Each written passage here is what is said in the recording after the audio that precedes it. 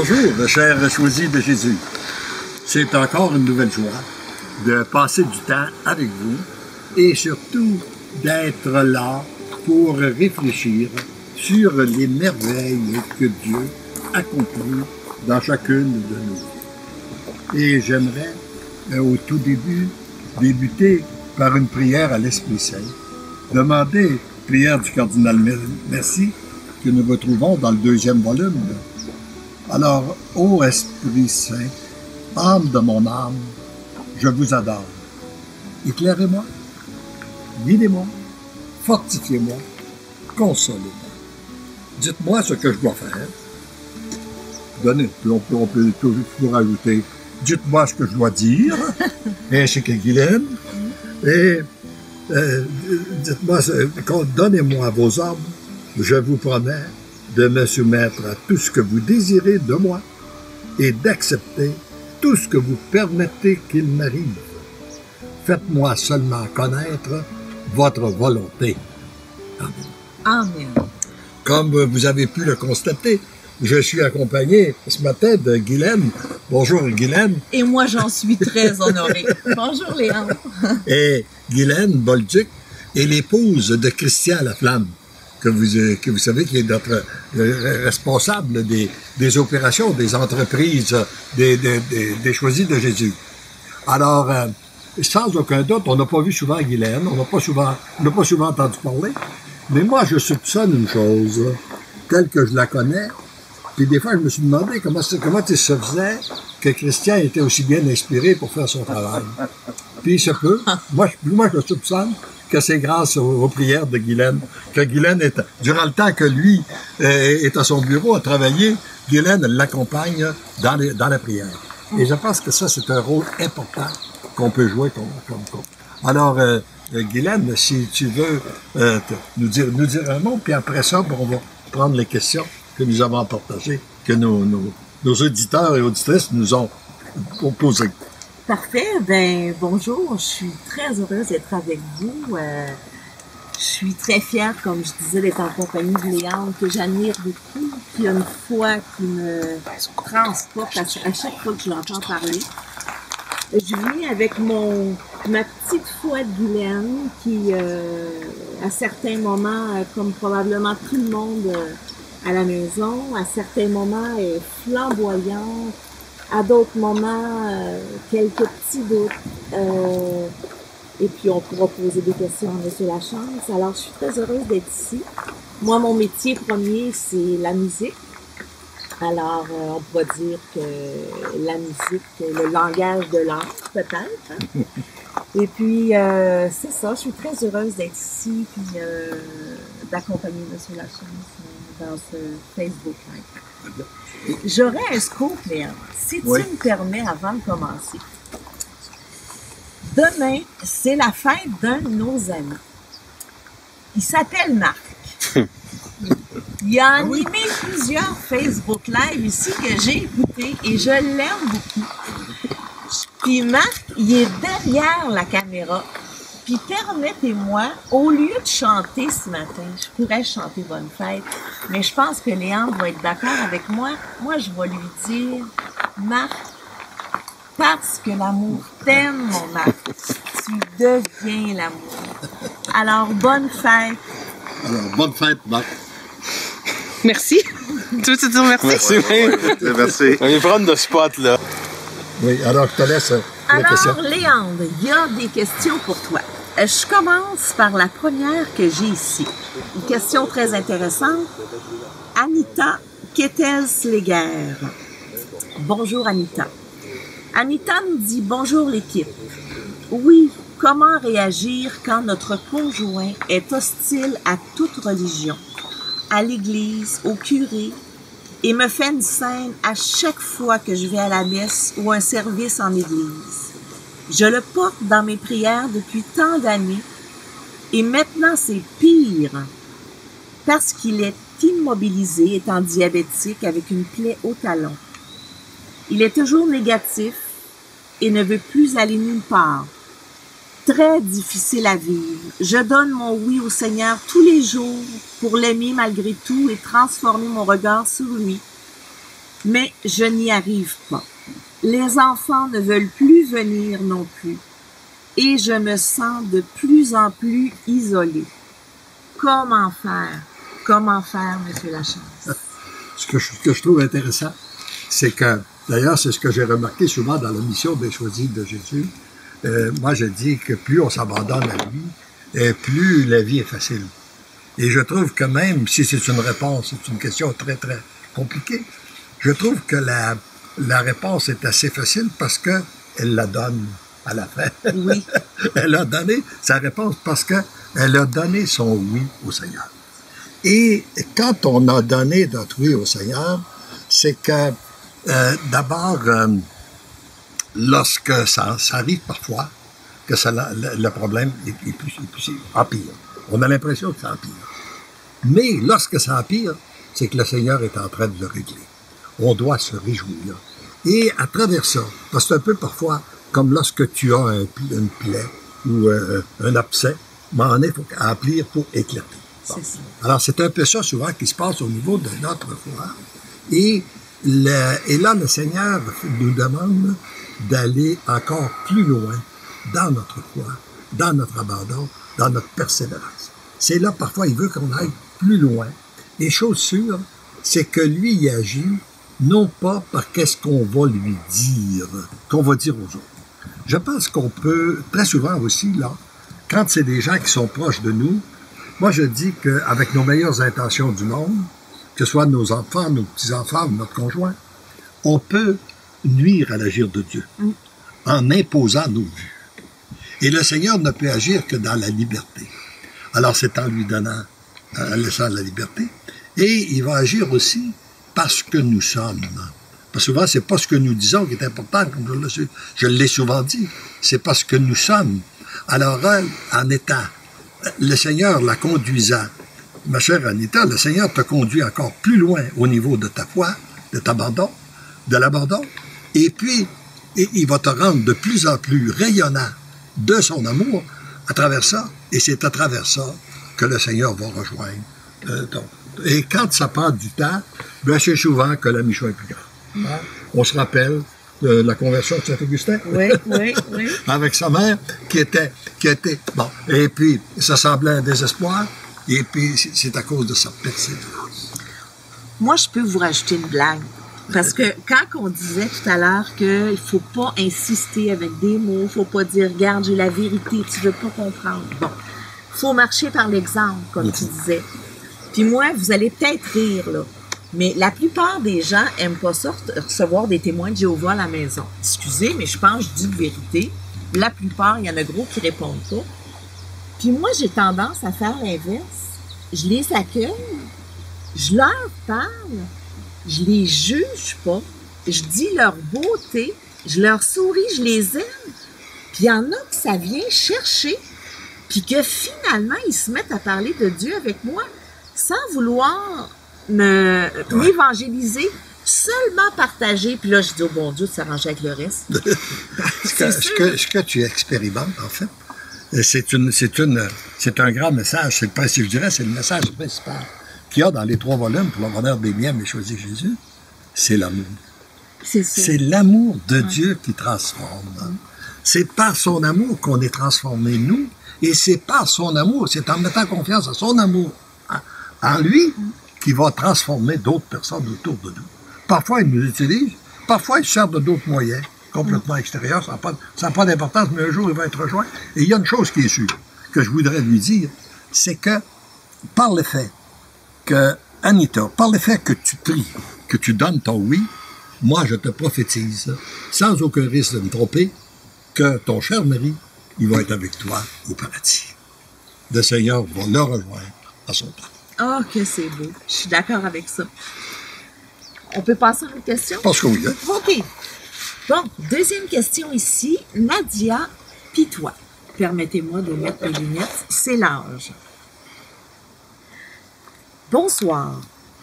Je souhaite juste vous demander de prier pour l'assassin de ma fille Anne-Sophie, qui est décédée depuis le 28 août 2010, afin que le pardon que j'ai demandé à Jésus pour lui soit reçu aussi par mes 4 enfants restants, vu les dégâts que ça a provoqué, à savoir la conversion à l'islam de 3 d'entre eux, et la dernière est sur ce chemin. Merci.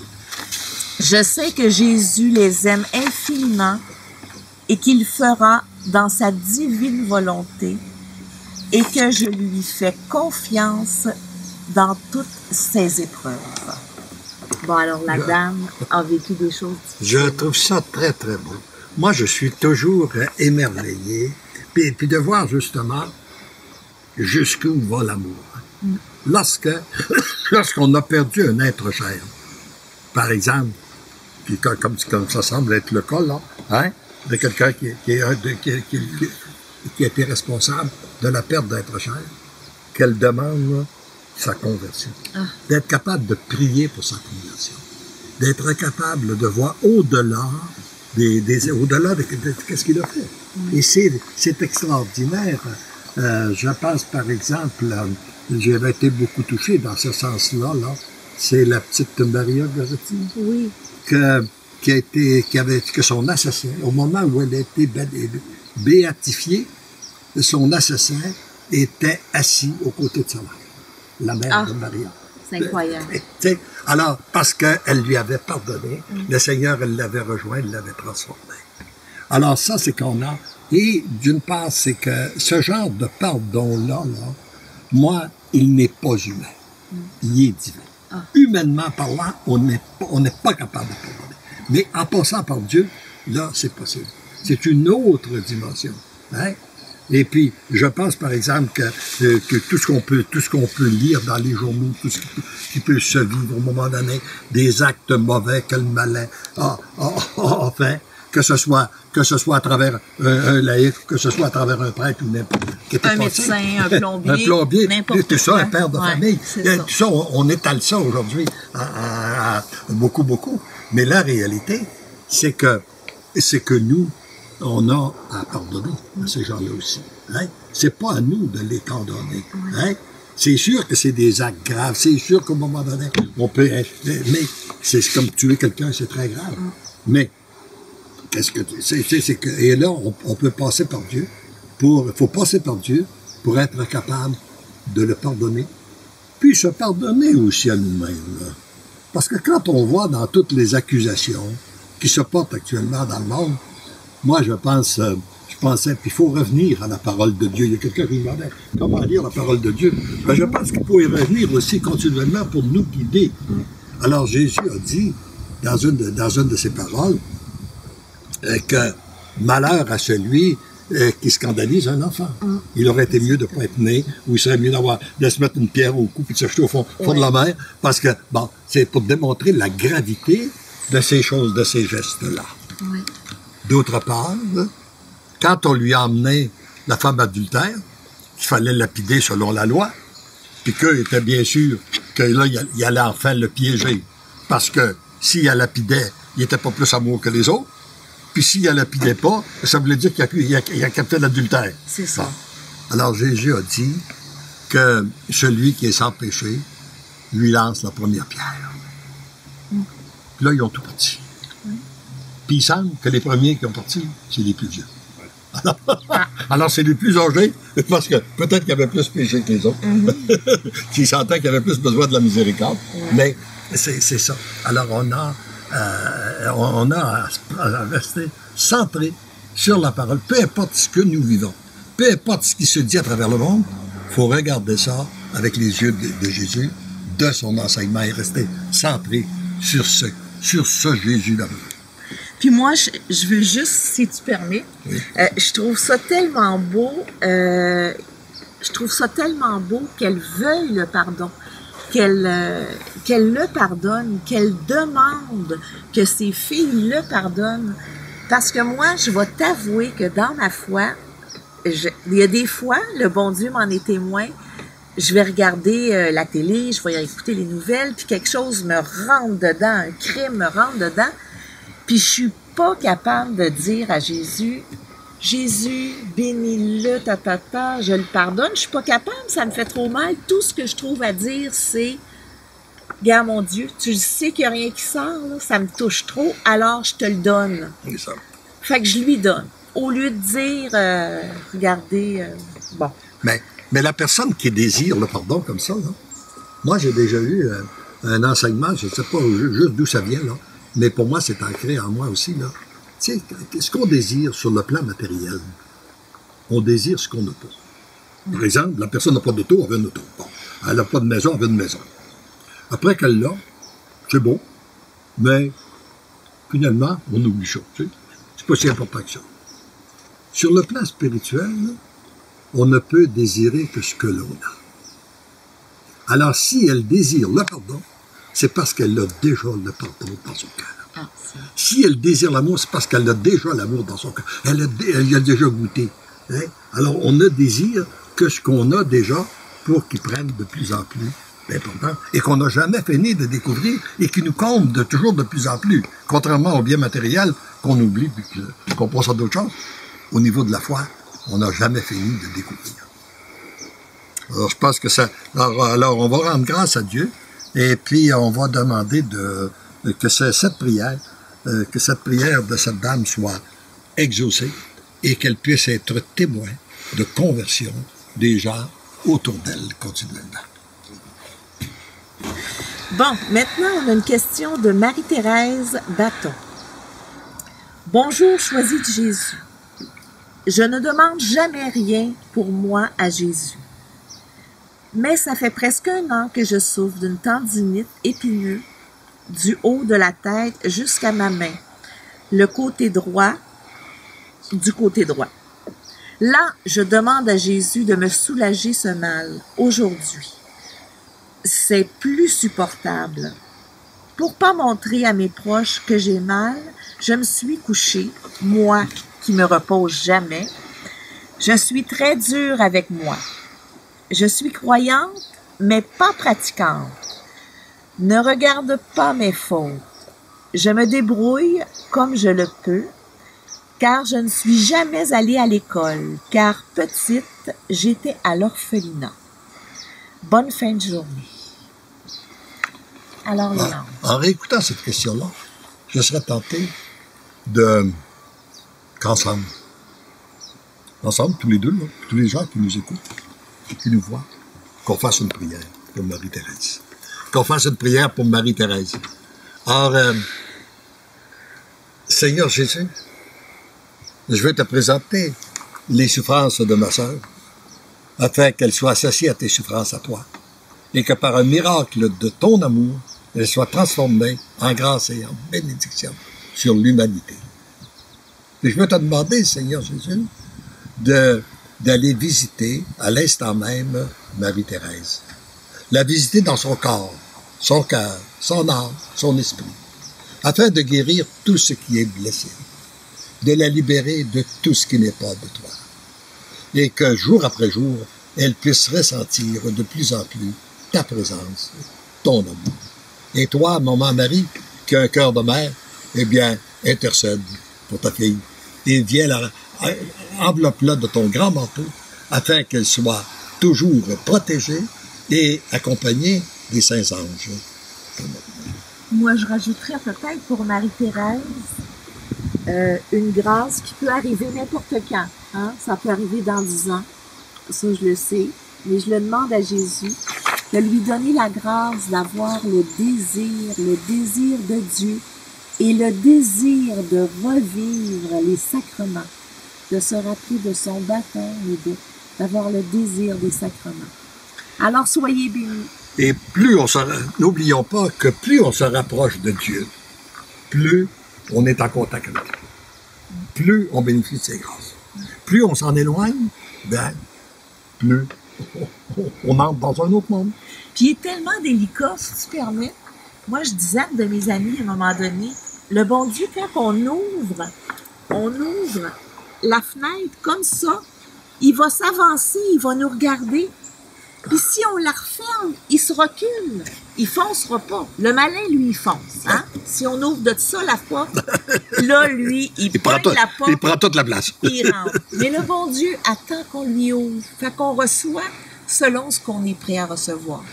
Hein, oui, c'est cette grande liberté-là. Ouais. C'est cette grande liberté. Et c'est pour ça, d'ailleurs, qu'il est dit dans ces volumes-là, continuellement, je vais te demander des oui, puis je vais t'en redemander, puis je t'en redemande continuellement, parce que moi, je respecte ta liberté. Je veux que tu sois d'accord. Et puis, il sert de ça pour qu'on aille un peu plus loin dans notre foi. À chaque fois qu'il y a un point important, il faut lui redire notre oui. Oui, Seigneur. Puis moi, je veux. Puis petit à petit, on s'aperçoit qu'il y a un cheminement parfois qui est long. Hein. Des fois, on voudrait que ça se fasse rapidement.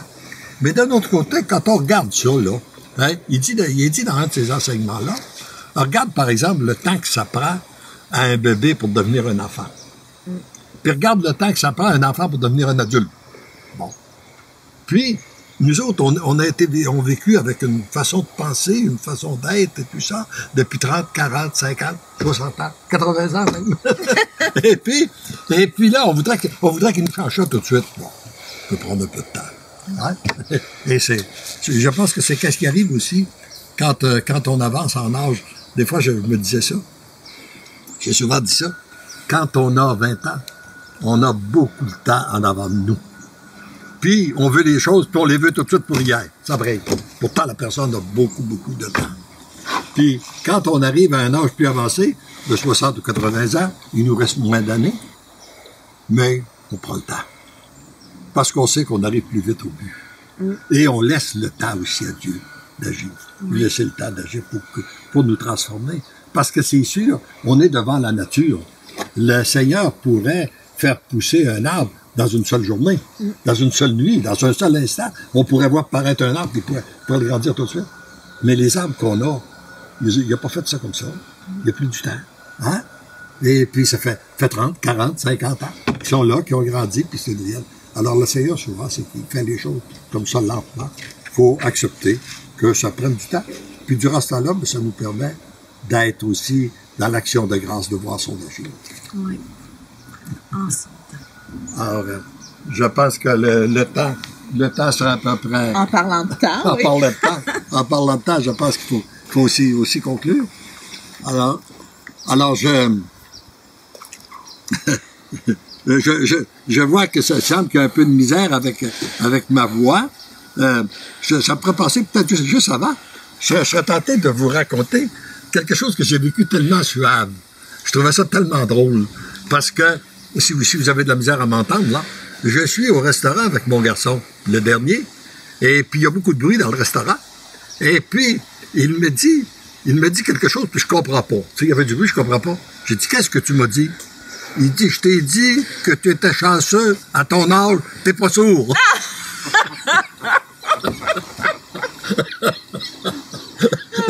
Je n'avais pas compris. Je l'ai trouvé tellement bonne.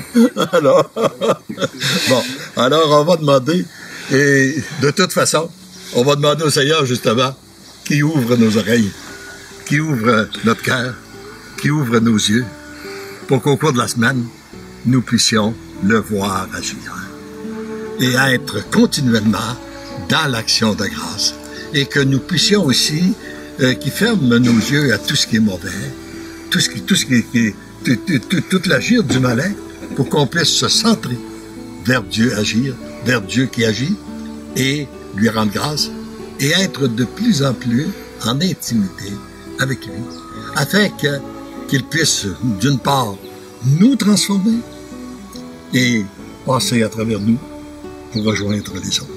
C'est qu'est-ce qu'on lui demande, là, de vous rejoindre, chacun de vous, et n'oubliez pas, là, si vous avez des petits moments qui sont plus difficiles au cours de la semaine et tout ça, prenez un petit temps pour vous arrêter, puis dire, Seigneur, parce que l'amour m'aime, ce qui veut dire parce que je sais que Dieu tu m'aimes, je sais que tu es en train de faire de moi un être d'amour.